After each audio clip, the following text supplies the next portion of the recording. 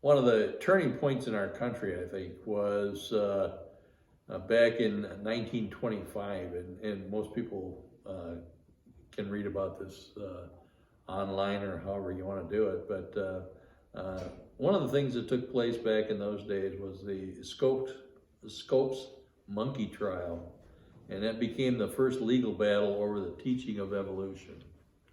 And evolution, I think, has been one of the things that has been a big problem in our country.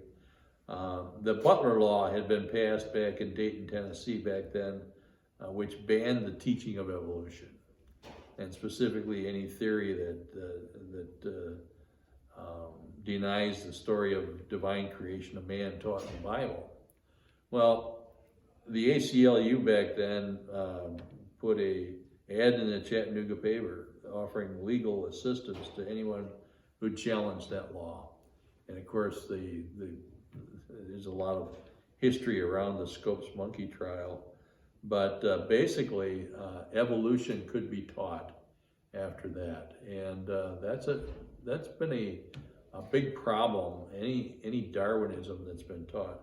I can remember back in the days when even if you think back, even President Dwight D. Eisenhower was in favor of revivals. He and Billy Graham, Dr. Billy Graham, actually came to Washington, D.C. and was part of a national revival that was starting to take place in the 1950s. You think about that, 1950 wasn't that long ago. But here was President Eisenhower actually was endorsing Dr. Billy Graham, and I don't.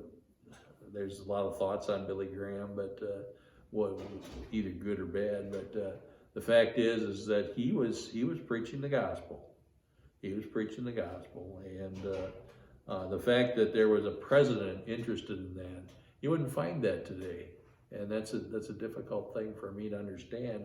Is that in 70 short years, basically, we've come down to the point where even the president doesn't want to be associated with any kind of religion, and they don't want to.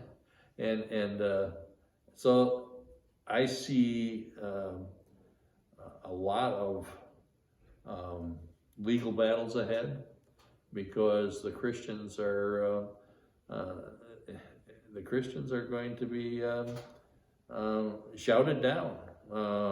It seems more and more that there's an overbalance of the left with their agenda, and they want to really take over this country and run it the way they want it to run.